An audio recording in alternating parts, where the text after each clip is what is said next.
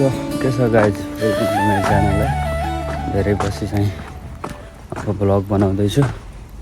पहिलाको ब्लग नि अपलोड गरेँ होइन, अब चाहिँ अपलोड गर्छु। त्यो एडिट गर्ने टाइमै नपाएर काम काम काम काम। अब भनौँ न बिहान 7 बजे उठेर गयो काममा, त्यसपछि डाइरेक्ट राति 10 बजे आउने हो। 10 साढे 10 बज्छ, आएर खानासाना पकायो, खायो। फुर्सदै नहुने। म जति गर्छु म एडिट गरेर राख्छु, राति आएर भने पनि नहुने क्या।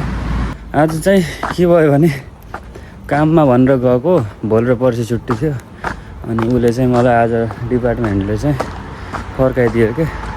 त आज छुट्टी लिग न त, भोलि आएस्, भोलि कोही पनि छैन काम गर्ने, आज छुट्टी लिग, भोलि आएस् भन्यो। अनि मेरो डिपार्टमेन्ट हेड चाहिँ बहुत ठिक छ क्या, ठिक छ, फ्रेन्डली छ। हेडै हो पसलको, फ्रेन्डली छ। लास्टै जे भन्यो त्यही गरिदिन्छ, बहुत हेल्प गर्छ। त्यही भएर मैले पनि नाइ भन्न सकेन। ल हुन्छ भने, हुन्छ भोलि आउँछु भने। आज छुट्टी। त्यो चाहिँ अब यता आइहालेँ, एक स्टेसन यता हो नि त, आइहालेँ। के गरौँ त भने, यहाँदेखि उताको स्टेसन गइदिउँ न त। के छ त त्यहाँ, कस्तो चाहिँ छ त होइन। यहाँदेखि उता गइदिउँ, के गर्ने हो। म फेरि यस्तै एक्लै जहाँ पनि हिँडिदिन्छु, म मतलबै छैन। अब त्यही गर्ने। मलाई चाहिँ यता अलिकति राम्रो भ्यू देख्थेँ जस्तो मान्थेँ कि, अलि बढी हरियाली त जता पनि छ। सो गइदिउँ न त, एक स्टेसन गइदिउँ न, कस्तो हुँदो रहेछ। यहाँनिर नजिकै छ स्टेसन। यहाँदेखि चाहिँ म जहिले 1 किलोमिटर हिँडेर म कम्पनी जान्छु। आज ट्रेनको सबैभन्दा अगाडिको डब्बामा जान्छु, अनि त्यहाँदेखि भिडियो बनाउँछु। भ्यू पनि राम्रो देखिन्छ। त्यसपछि त्यो स्टेसनमा पुगेर फर्किन पर्ला। अहिले चाहिँ पैसा धेरै छैन, पैसा चाहिँ बढी खर्च नगरेको राम्रो। त्यसपछि फेरि टोक्कैतिर पनि जान हो, यहाँबाट कता कता के खर्च भइहाल्छ। So let's go. सो म चाहिँ यो स्टेसनमा आएको, ठ्याक्कै ट्रेन गइदियो। यो गएको ट्रेन चाहिँ म उता जान्छु भन्नु नि त, ठ्याक्कै गइदियो। सो ट्रेन चाहिँ छुटिहाल्यो, एकछिन बसेर वेट गर्छु। नेक्स्ट ट्रेन चाहिँ 37 को छ। कस्तो छ यो त।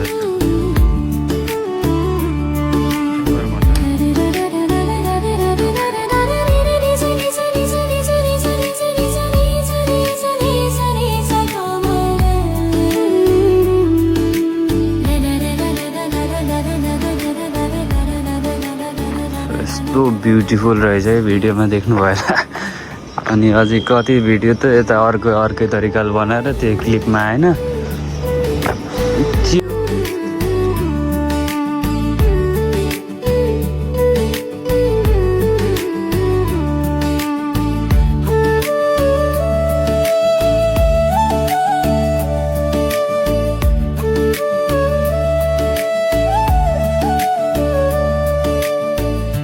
क्या बाङ्गे उभिएको छ नि त, बाङ्गे भयो।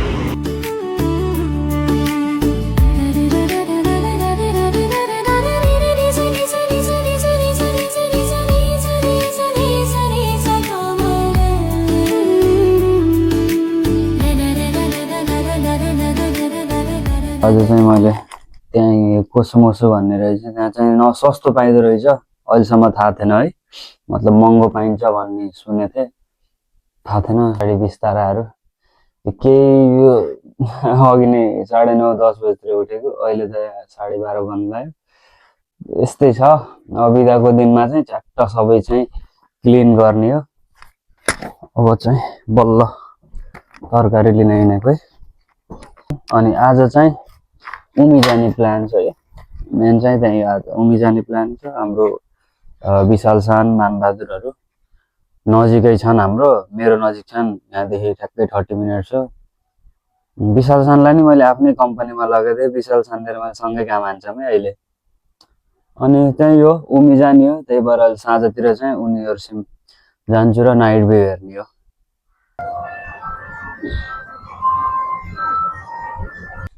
सामान किनेर आएँ, 1 थोक किन्न गएको 5 थोक किनेर आउँछु यार। आइसक्रिम किने, चक्लेटहरू किने। 1:35 भयो, बल्ल खाना पकाउने हो मैले। यस्तै हो बाहिर एक्लै बस्न लागेपछि टाइमको कति बेला कहाँनिर के भन्छ थाहा नै हुन्न।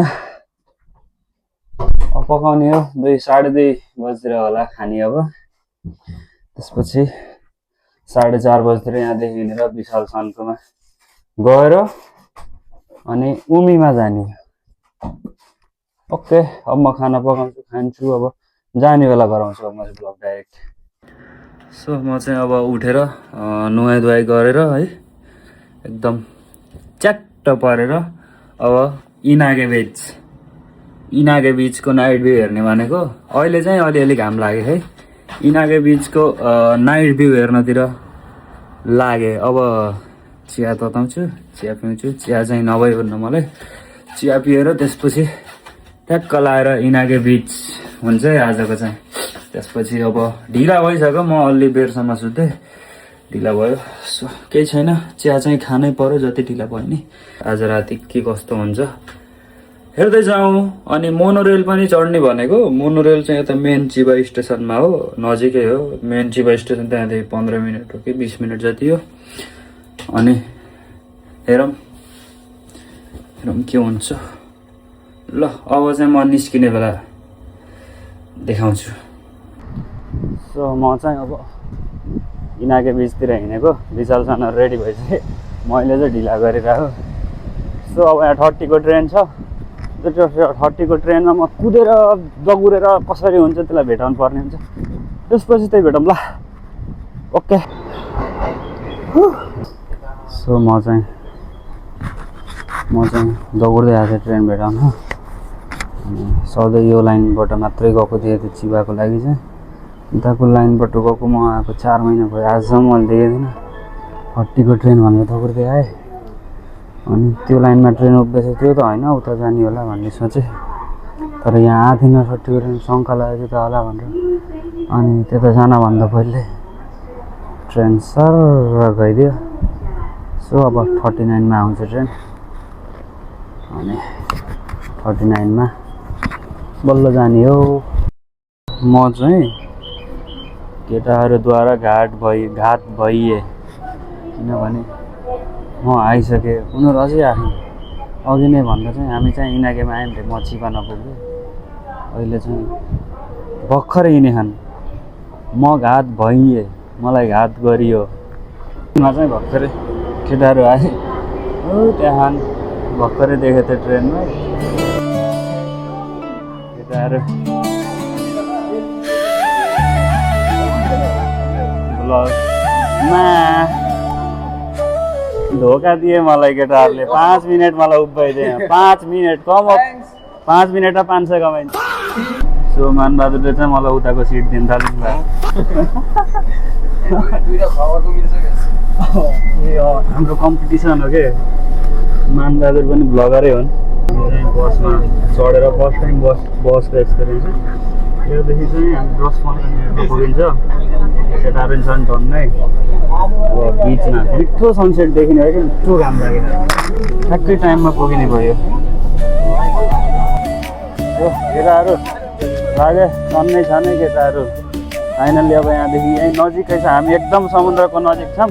समुद्रको बास्ना आयो अलिअलि, आँखा कि नै विशाल सानले पातेर आउनु।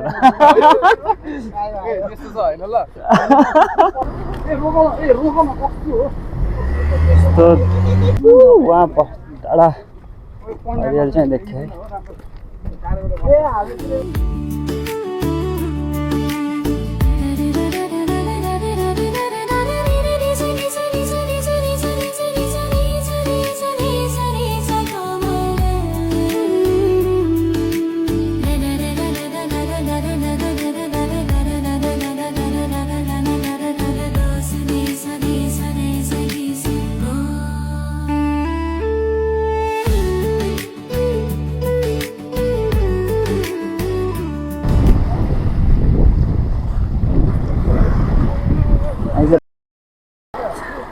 गरिन् नै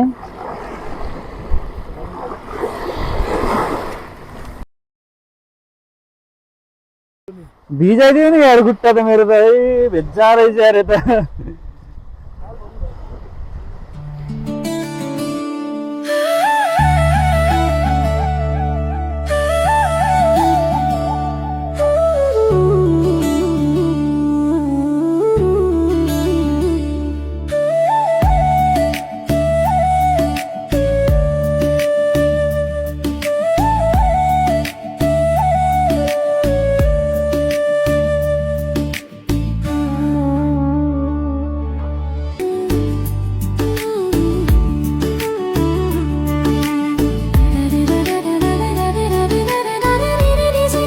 सो म चाहिँ अब समुद्रको पानी चाख्न जाँदैछु अरे।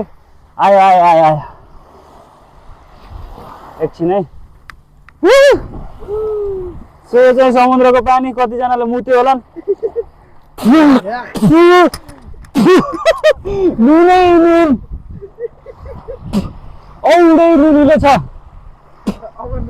फेरि है त नुन पानी खाए जस्तो हो यार।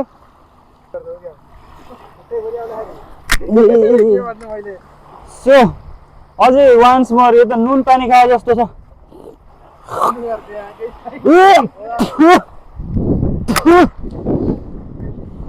ओभर ओभर ओभर नुन छ है।